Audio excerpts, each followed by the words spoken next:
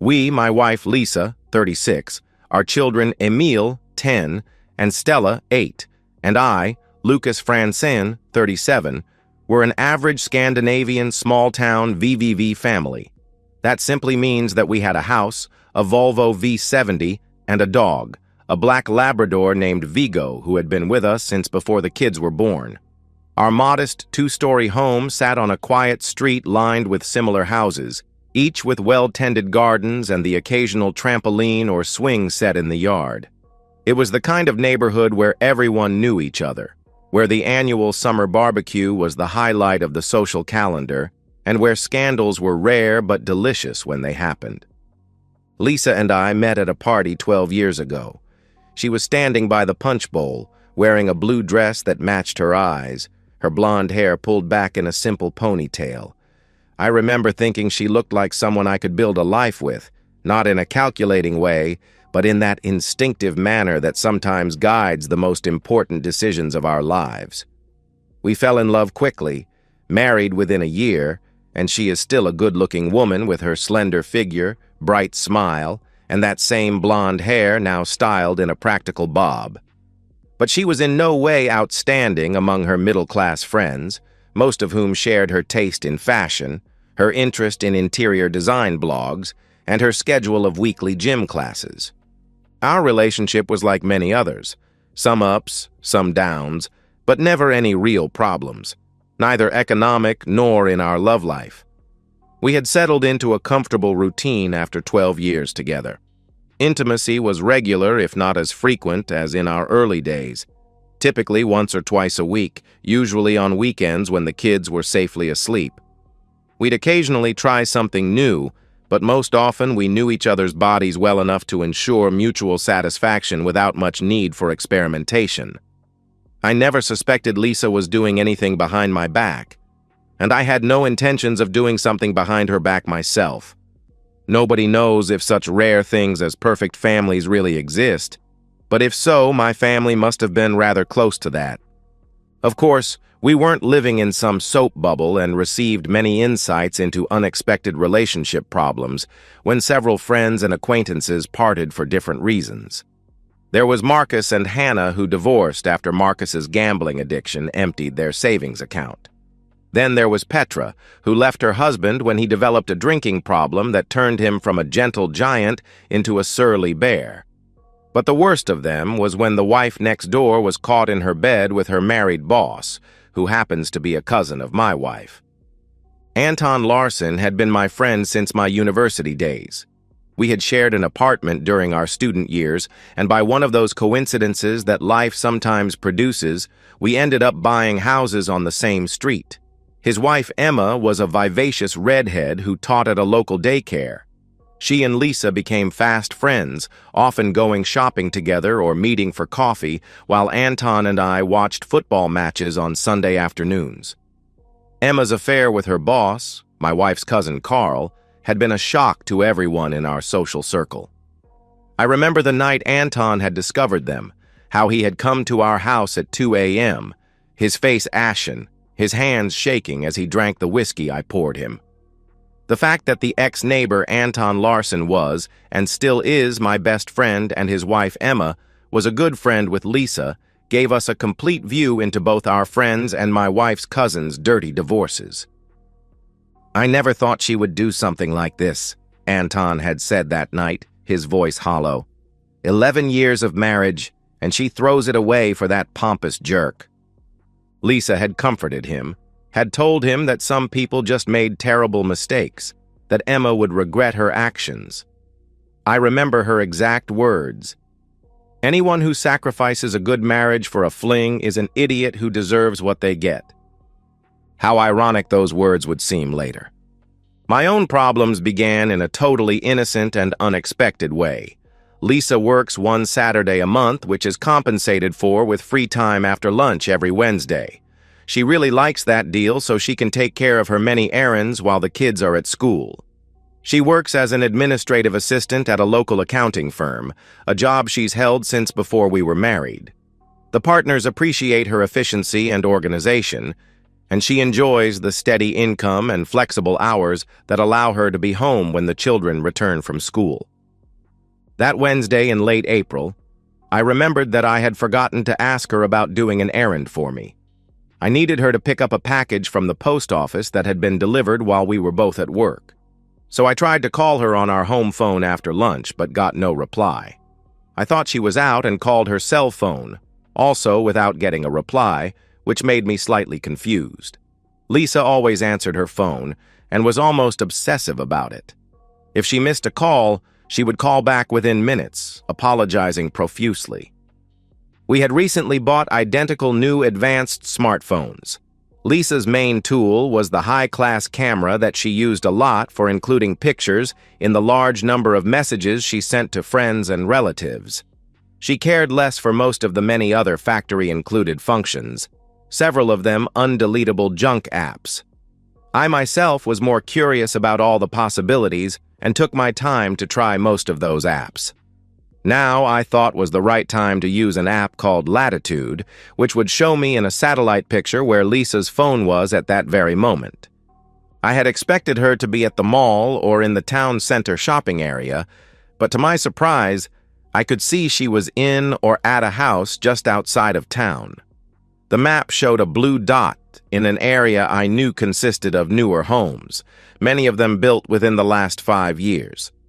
1 hour later, I could see she was still there, but the third time I looked, she was in the supermarket where we usually shopped.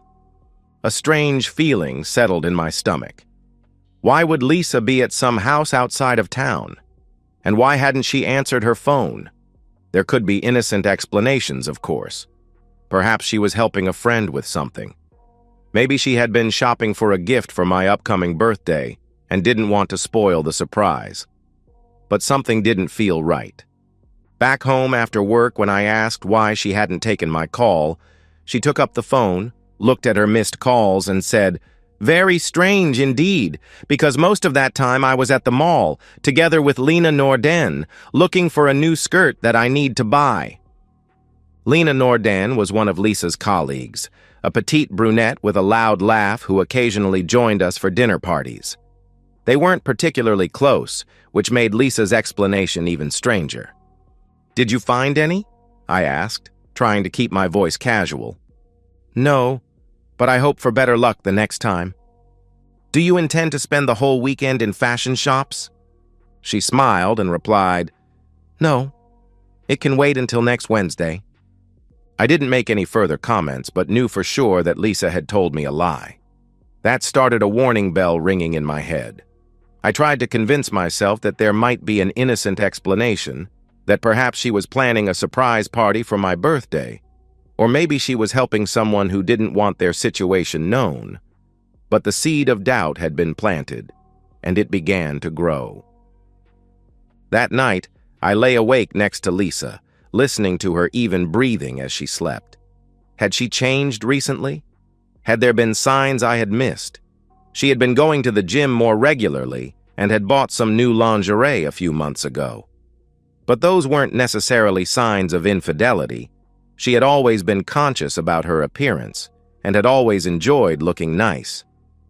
The next day after work, I took a drive past the place where she had been the day before. It was on a road a short distance out of town, with forest on one side and houses on the other. Modern houses, most of them with large windows and sleek designs. There were good distances between the houses, so there couldn't be any doubt about the correct address where she had been. Then it was a piece of cake for me to find out that a school teacher by the name of Tommy Alm was the owner and living in that house. I sat in my car a little way down the road, staring at the house. It was a contemporary design, with large windows and a well-maintained garden. There was a silver Audi parked in the driveway. Everything about it spoke of taste and modest wealth. The kind of place a successful teacher might own. The kind of place where a man might entertain another man's wife. Further searching about him on the official sites on the web showed that he was 35 years old and had gotten a final divorce from a marriage without children only 3 months ago. He didn't work in our children's school, so it could hardly have been any school matters that had brought Lisa to his house. So, whatever her reason was to see this Tommy Alm at his home, it must have been some kind of private matter that she preferred not to tell me. That evening, I watched Lisa as she prepared dinner, chatting about her day at work and asking the children about school. She seemed perfectly normal, perfectly at ease. There was no guilt in her eyes, no nervousness in her movements. Had she become so good at lying? Or was I jumping to conclusions? Without any evidence that my dear wife was into some trouble with that Alm, I could not tell her I was using satellites and her own phone to spy on her doings. And neither could I accuse her of lying to me without getting further information about what she was into with this teacher, since it could be something totally innocent. But the doubt gnawed at me.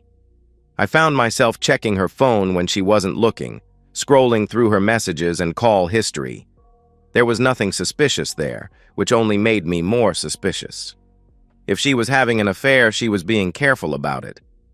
I started paying more attention to her routines. She showered as soon as she got home on Wednesdays, something I had never noticed before. Was she washing away the evidence of another man's touch? She had begun using a new perfume recently, a light floral scent that I didn't particularly like. Was she wearing it for someone else? However, next week on her free Wednesday afternoon, I was better prepared when the app on my phone showed that she was at his house again. My heart sank as I watched the little blue dot remain stationary at that address. I took off from my job for a couple of hours and pretended to be a bird watcher in the forest on the opposite roadside from Alm's house. I had brought a pair of binoculars that I normally used for actual bird watching and a thermos of coffee. I settled down behind a large tree with a good view of the house. Nobody saw me there hiding in the tight bush, but my binoculars gave me a perfect view of the target. Though it was obvious that Lisa's phone was in that house, I couldn't see her car, only his silver metallic Audi. Had he picked her up somewhere?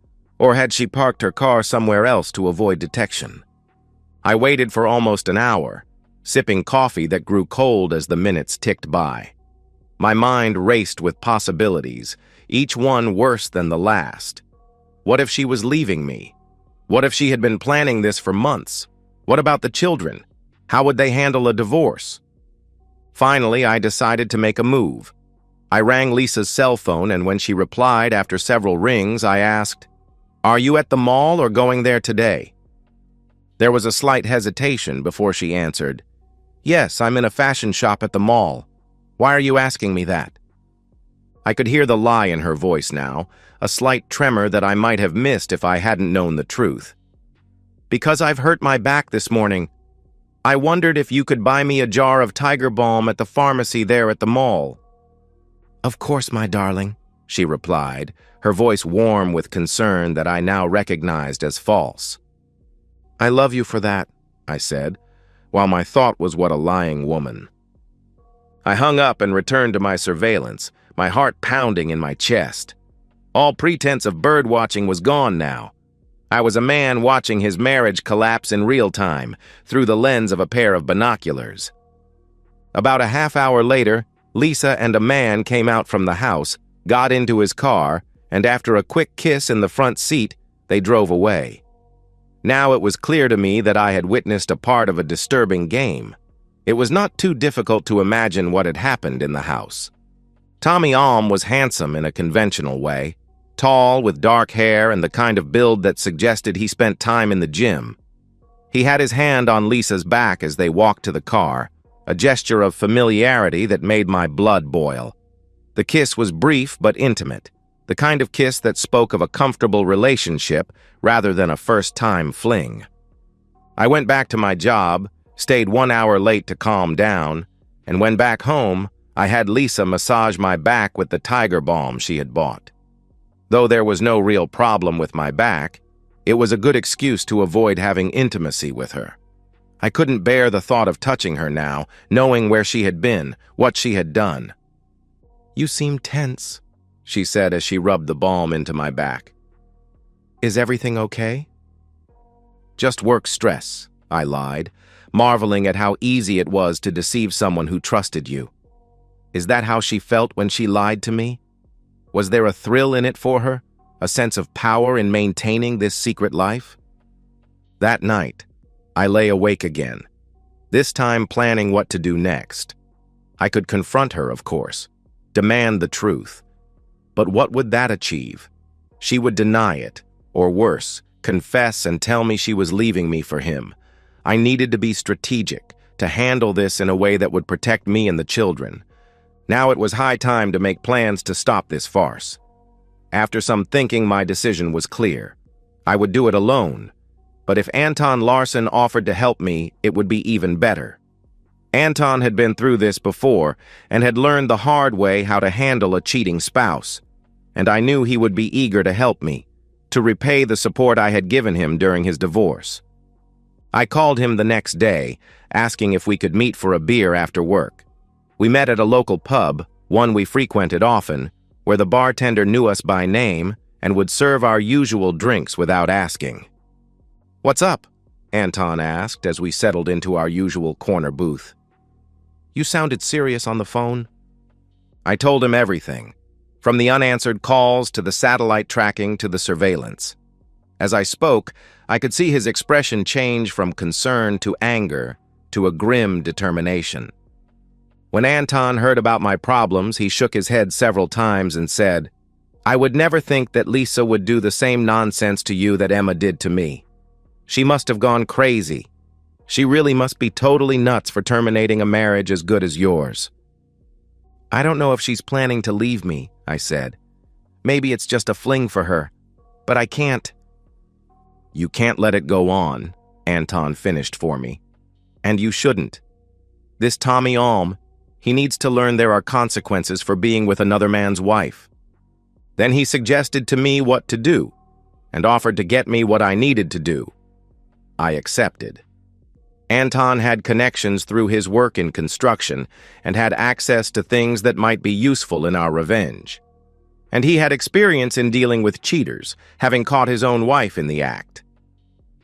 "We need to make a statement," Anton said. "Something they'll never forget." Who knew Lisa's intentions with Tommy Alm? Have a short-time affair? Or did she really love him and was waiting for the right time to leave me? For me, it didn't matter a bit. She had already soiled our marriage much more than I could take with my honor left intact. The next few days were a strange limbo. I went through the motions of normal life, went to work, played with the children, and watched TV with Lisa in the evenings. But everything felt hollow, like I was an actor in a play about a happy family. I kept checking the tracking app, confirming that Lisa was where she said she was most of the time. But every time she was a little late coming home, or when she took a call in another room, I felt the suspicion rising in me like bile. My dear wife had a strange look on her face when I declined her invitations for intimacy on both Friday and Saturday evenings due to my aching back. I could see the frustration in her eyes, perhaps even a hint of worry. Did she suspect that I knew? Was she afraid that I had somehow discovered her secret? I promised to see a doctor if the back wasn't better on Wednesday, so that put her in a slightly better mood. The next Wednesday was an exciting day. Both my friend Anton and I had taken off from our jobs after lunch, and now were sitting in his brother's car. It was a nondescript sedan, the kind that wouldn't attract attention. We were parked slightly off the main road, only a short distance from Tommy Alm's house. Our main interest was focused on the display of my smartphone, which showed that Lisa's phone had been at the mall for almost 1 hour and now was in the mall's main parking lot. Then it began moving in our direction. "That awful woman intends to do it again," I said, my voice tight with anger and hurt. Anton nodded but didn't say anything. His face was grim, his jaw set in determination. We guessed Lisa had eaten lunch at one of the restaurants in the mall, and now Tommy Alm had picked her up for their love session. The tracking app showed her phone moving steadily along the road from town, heading directly toward Tommy's house. "Are you sure about this?" Anton asked, his voice low. "Once we do this, there's no going back." I nodded. "I'm sure.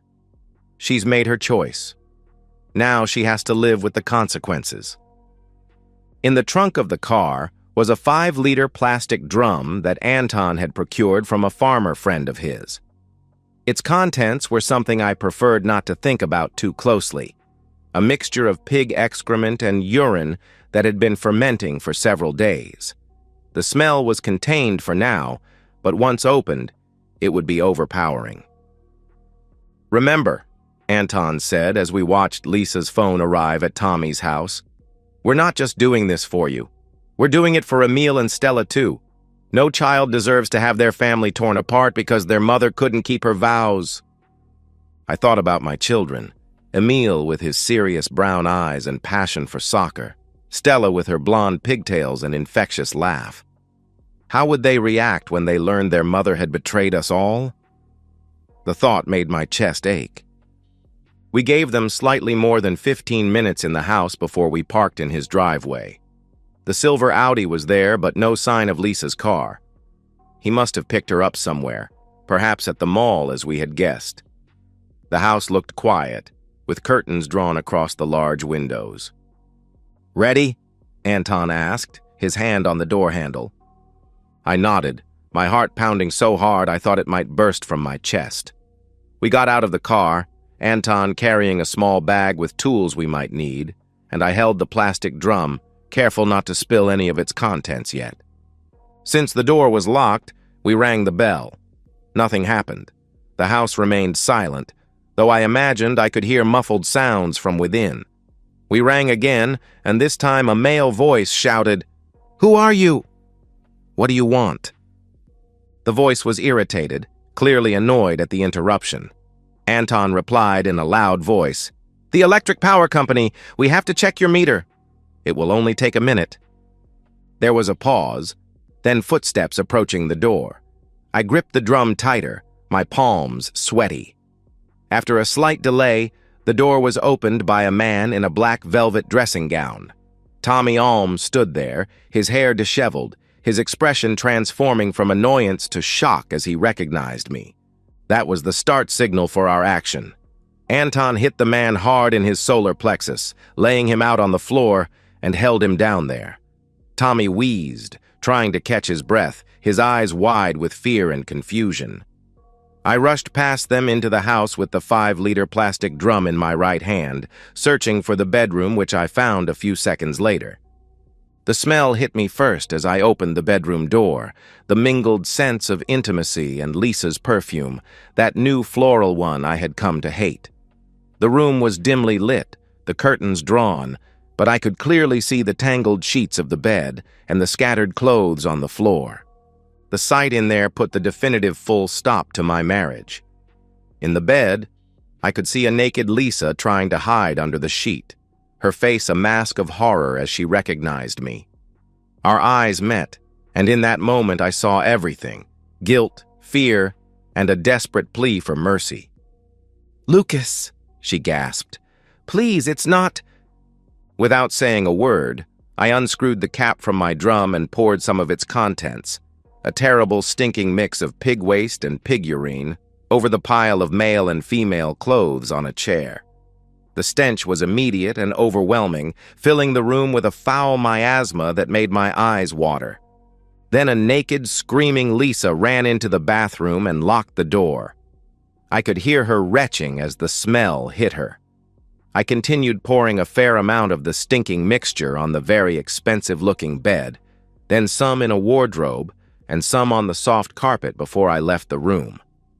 The bedroom was ruined, the white sheets now stained with the brown, foul-smelling liquid, the expensive-looking carpet soaked through. I took particular pleasure in pouring the mixture on what looked like an antique dresser, watching as it seeped into the wood grain.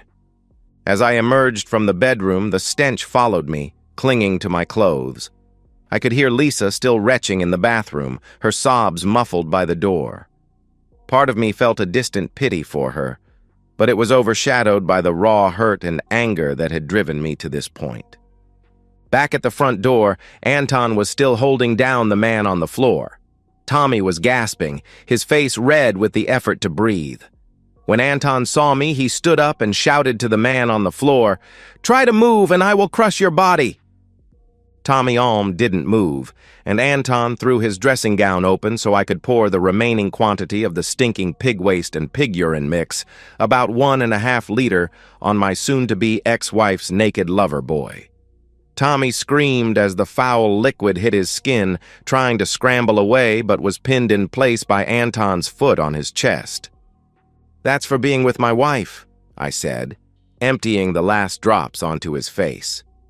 He sputtered and choked, his eyes squeezed shut against the filth. Before we left, Anton warned Alm that the local vigilance committee would punish him if he or Lisa contacted the police. The local vigilance committee became well known after an action some time ago when a notorious drunk driver was found chained to a lamppost early on a Sunday morning outside a former police station. For some reason, it had taken a long time for the police patrol from the county capital to get there, and as they didn't know anybody in town, it had taken an even longer time for them to find a locksmith to cut off the chains. That episode was well written about in our local newspaper and even mentioned in the national tabloid newspapers. Tommy Alm understood what could happen and didn't dare to challenge the committee. "You'll keep your mouth shut about this if you know what's good for you," Anton growled, his foot still pressing down on Tommy's chest. "You think about that before you go sticking yourself where you don't belong again." We left the house, the stench of pig excrement following us out. I felt a savage satisfaction as I imagined the two of them trying to clean up the mess, their romantic afternoon ruined beyond salvation. As we drove away, I could see neighbors beginning to emerge from their houses, drawn by the commotion and probably the smell that would soon be wafting across the neighborhood. "You did good," Anton said as we drove back to town. "You stood up for yourself." I nodded, but I didn't feel like I had won anything. My marriage was over, my family shattered. The revenge had been sweet, but brief. Now came the hard part, rebuilding my life from the ruins. When I got home that evening, the house was empty. Lisa hadn't returned, and I knew she wouldn't. Not that night. Maybe not ever again. I called my sister and asked her to take the children for the night, saying Lisa and I needed to work through some things. Then I sat alone in our living room, surrounded by the photos of our family life, and allowed myself to cry for the first time since I had discovered Lisa's betrayal. The next day, I called in sick to work and spent the morning consulting with a lawyer about divorce proceedings. My lawyer, a stern woman in her 50s, listened to my story without judgment and then explained the process to me in clear terms. "Sweden is a no-fault divorce country," she explained. "You don't need to prove her infidelity, but it will be relevant when it comes to deciding on custody of the children." I nodded. "I want joint custody, but I want the children to live with me primarily. She can see them, but I want them to stay in their home, in their school." "We'll make that case," the lawyer said. "But be prepared for a fight. Courts tend to favor mothers in custody disputes, even in cases of infidelity." I left her office with a stack of forms to fill out and a heavy heart. The legalities of divorce seemed cold and impersonal compared to the emotional devastation I was experiencing. But it was necessary, a step toward closure. Lisa stayed away from home until Saturday morning when she brought her parents with her. They had been married for 40 years, were pillars of the community, and now looked at me with a mixture of sympathy and disappointment, as if I were somehow to blame for their daughter's actions. "This is between Lisa and me," I said firmly when her father tried to intervene. "I think it's best if you wait outside." They left reluctantly, and Lisa and I were alone in the kitchen, the same kitchen where we had shared family meals, where we had celebrated birthdays, where we had built a life together. "I'm sorry," she said, her voice barely above a whisper. "I never meant for this to happen." "But it did happen," I replied. "And now we have to deal with the consequences." She signed the divorce papers without any arguing and packed up her clothes and other personal belongings. To my great relief, she didn't try any nonsense such as, "It was not what you thought it was," or "I'm sorry, it was a big mistake." She knew she had been caught red-handed, and her dignity, what little remained of it, prevented her from attempting to explain away the inexplicable. "What about the children?" she asked as she packed the last of her things into a suitcase. "When can I see them?" "We'll work out a schedule," I said. "But they'll stay with me in the house. I'm not uprooting them because of your mistakes." She flinched at that, but didn't argue.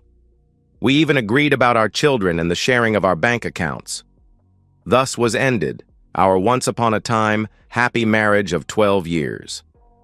The next few weeks were a blur of legal meetings, therapy sessions for the children, and trying to maintain some semblance of normalcy in our shattered lives.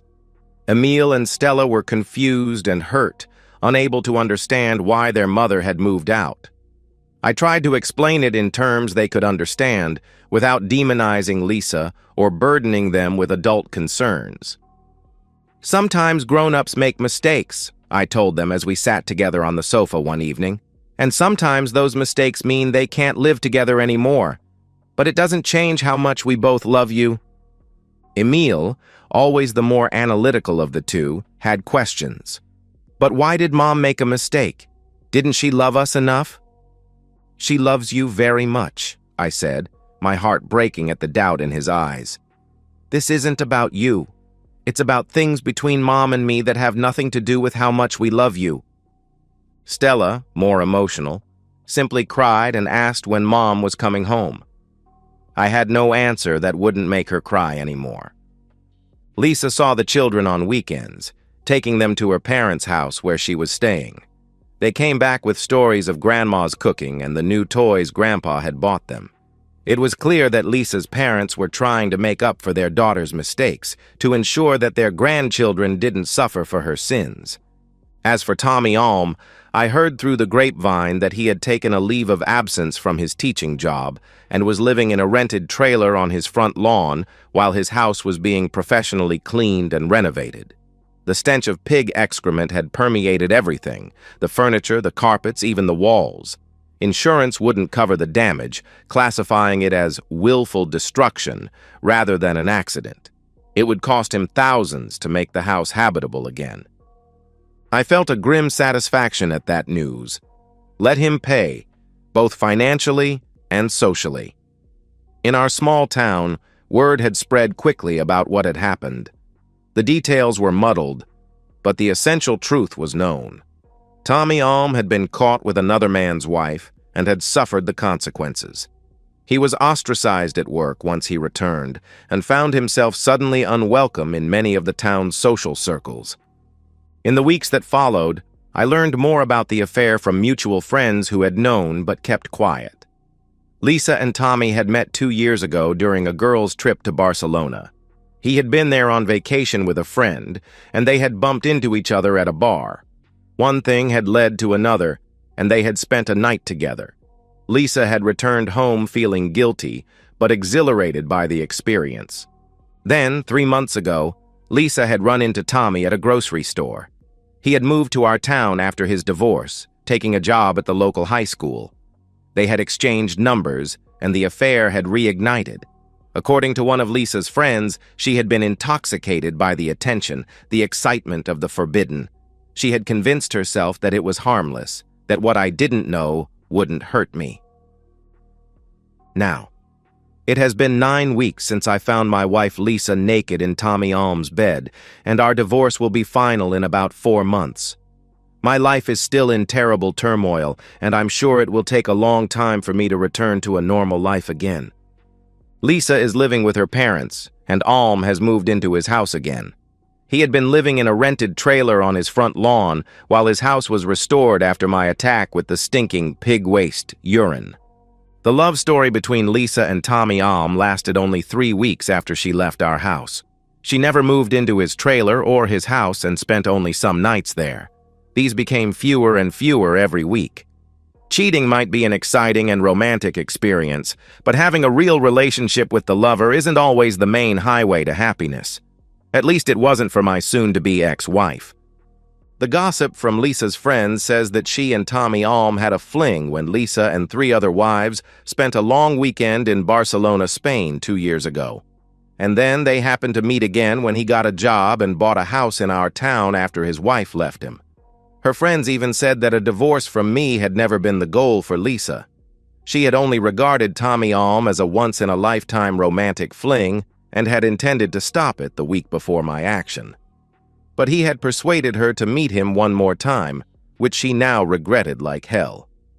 But she didn't know it had already been too late to save our marriage, even a week earlier. However, today she knows one thing for sure: cheating stinks like hell. And that's the end of today's story. If you enjoyed it, please give this video a thumbs up and drop a comment below. Your support helps the algorithm push my content further. If you're new to the channel, don't forget to hit that subscribe button. It really helps me keep creating more stories for you. Thanks for watching, and I'll see you in the next one.